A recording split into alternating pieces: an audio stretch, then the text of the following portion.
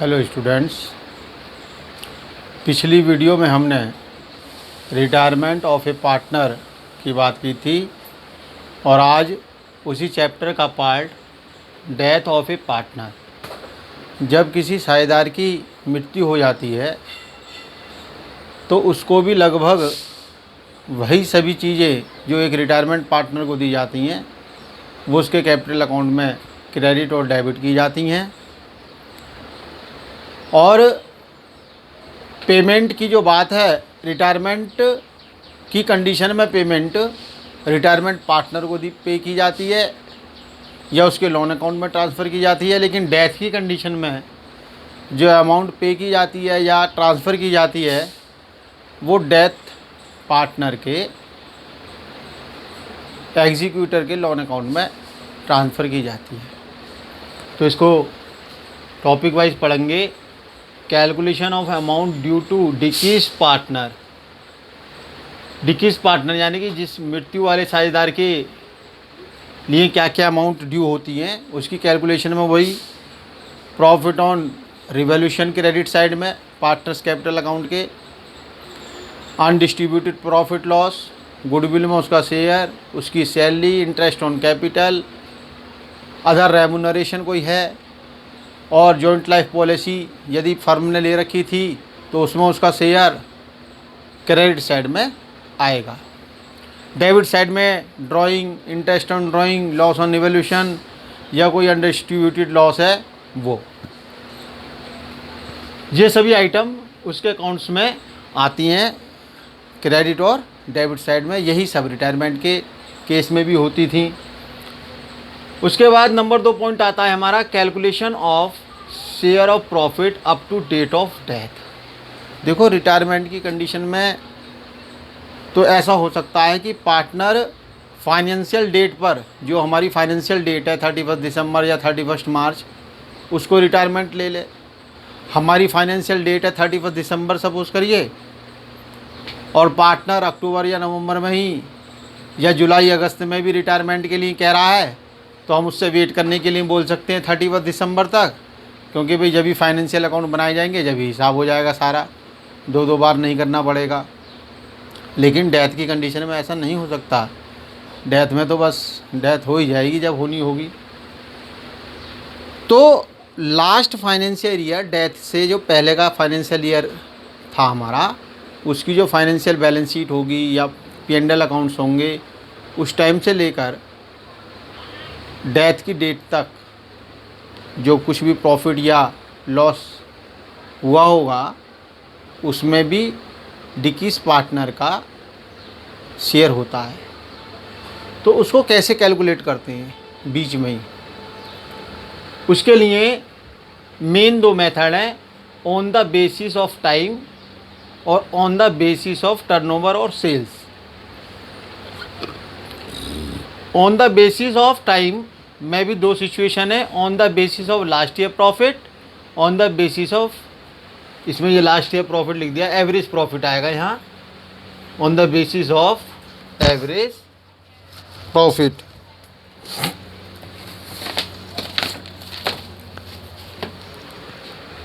On the basis of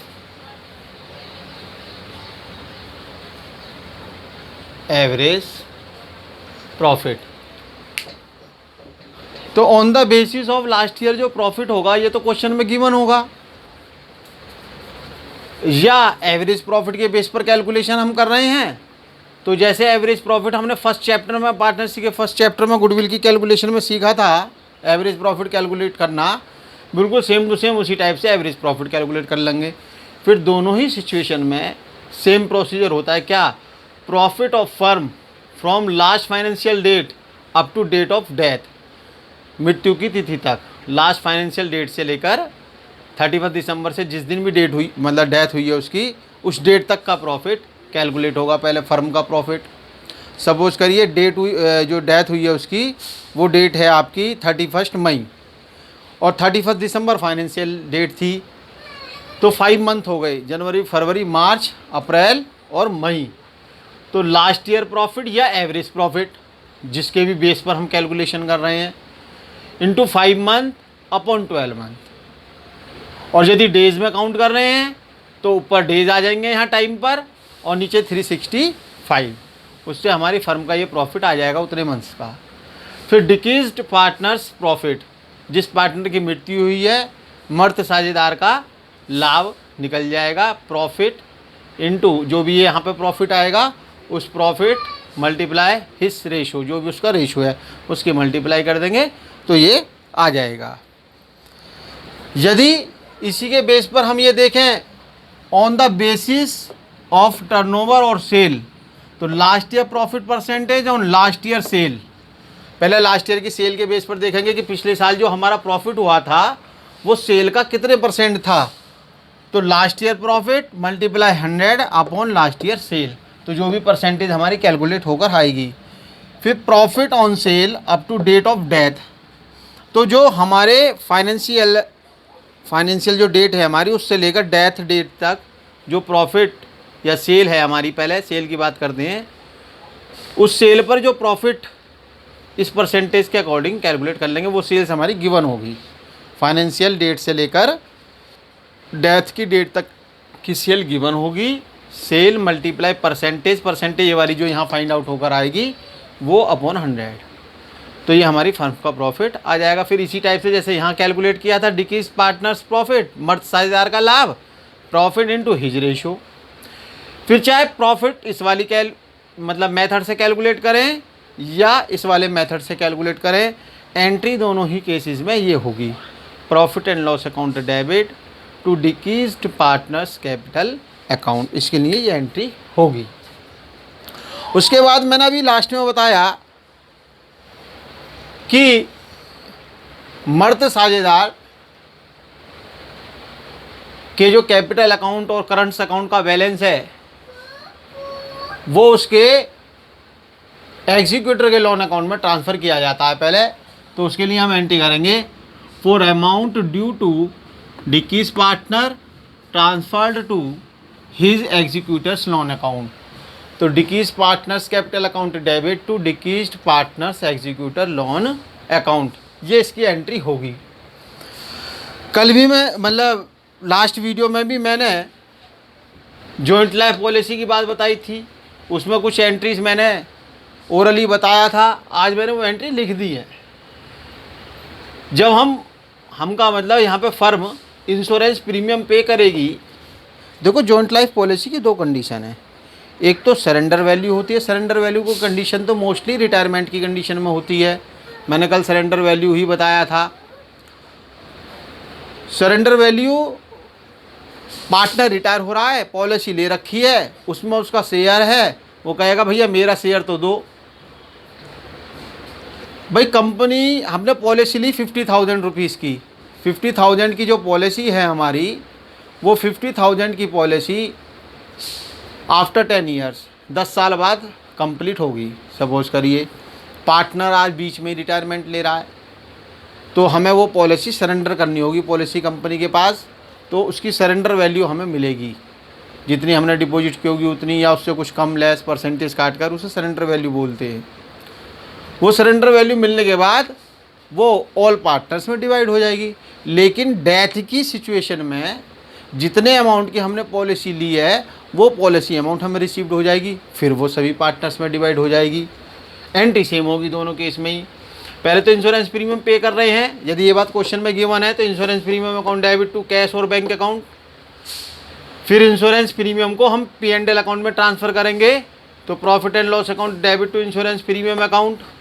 फिर third entry, चाहे retirement की कंडीशन हो चाहे डेथ की कंडीशन हो, जॉइंट लाइफ पॉलिसी से हमें कैश रिसीव्ड होगा, अमाउंट रिसीव्ड होगी, bank account debit to joint life policy account.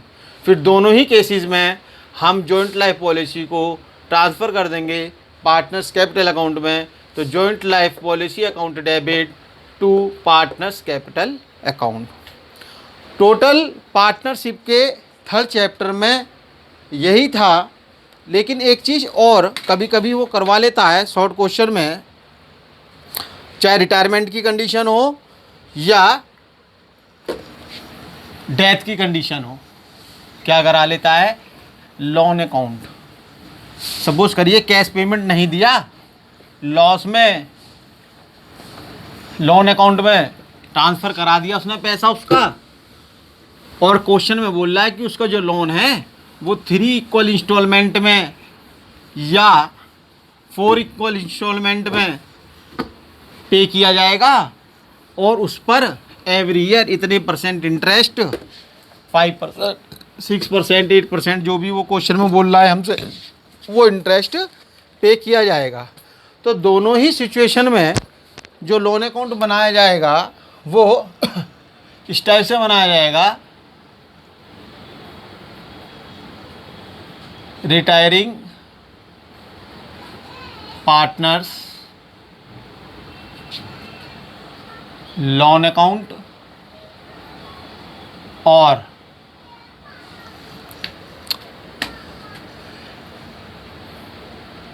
Executor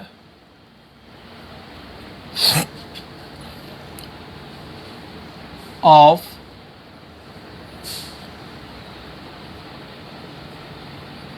डिकीज partners loan account.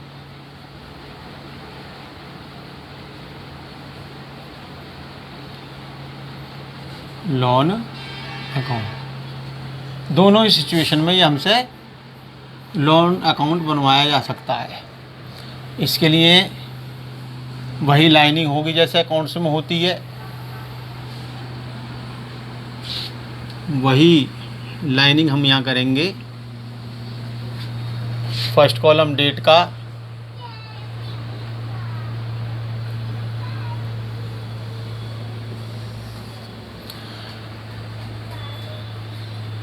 Particulars,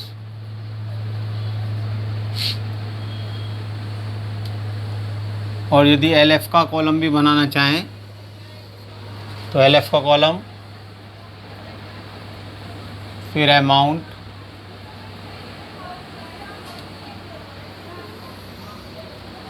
date,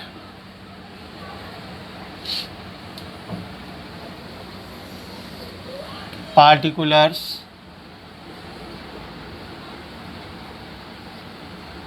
और फिर से अमाउंट का कॉलम आएगा।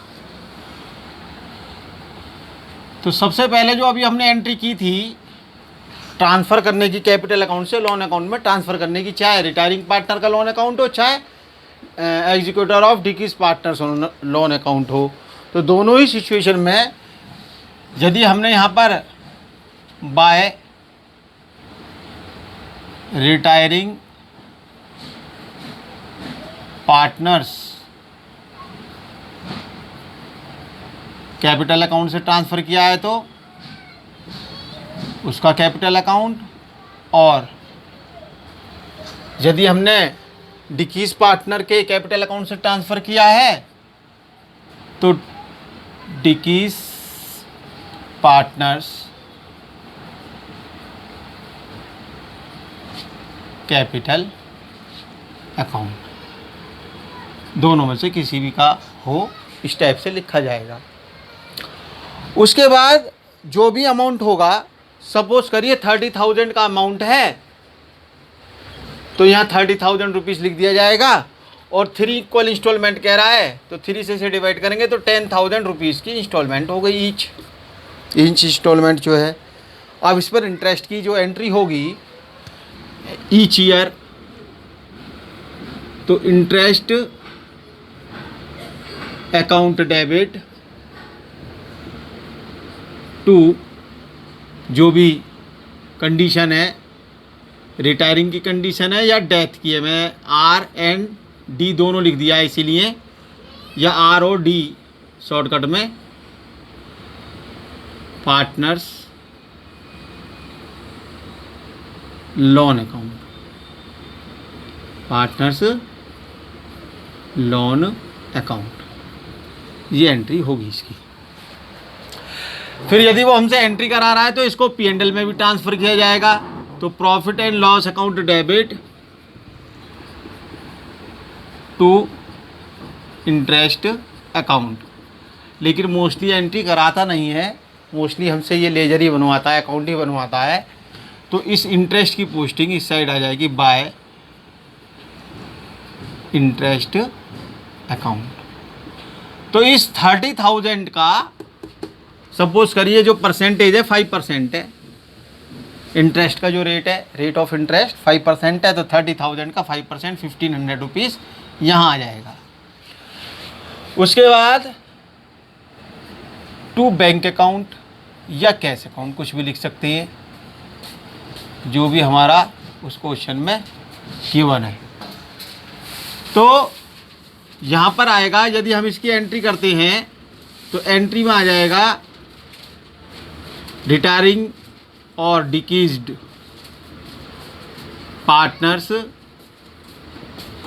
लोन अकाउंट, टू कैश और बैंक अकाउंट। इसमें जो हम अमाउंट लिखेंगे यहाँ 10,000 और प्लस इंटरेस्ट की अमाउंट पे करेंगे यहाँ पर। उसके बाद इस टोटल में से जो भी टोटल है क्रेडिट साइड के टोटल में से ये माइनस करके यहाँ हो जाएगा to balance CD carried down.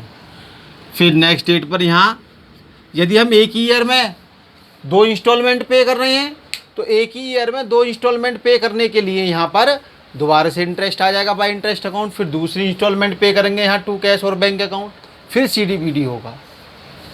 और यदि 1 ईयर में 1 ही इंस्टॉलमेंट पे कर रहे हैं तो इसी टाइप से होगा जैसे मैं करा रहा हूँ, बाय बैलेंस BD 20,000 रुपीज़ का बैलेंस आएगा यहाँ।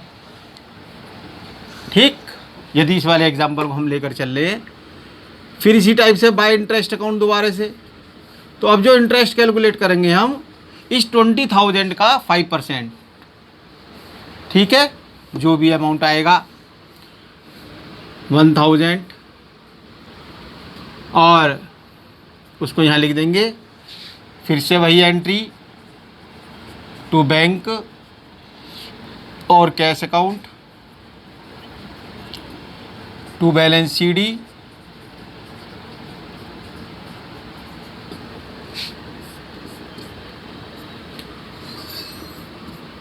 लास्ट ईयर आ गया हमारे एग्जाम्पल के थ्रू, 3 ईयर्स की 3 इंस्टॉलमेंट मानी थी हमने, बाय बैलेंस BD, फिर से बाय इंटरेस्ट अकाउंट और इस साइड टू बैंक और कैश अकाउंट आ जाएगा। दोनों साइड का टोटल इक्वल हो जाएगा, हमारा क्वेश्चन कंप्लीट हो जाएगा। अब हमारा ये पार्टनरशिप का 3rd चैप्टर कंप्लीट हो गया, रिटायरमेंट ऑफ पार्टनर और डेथ ऑफ पार्टनर।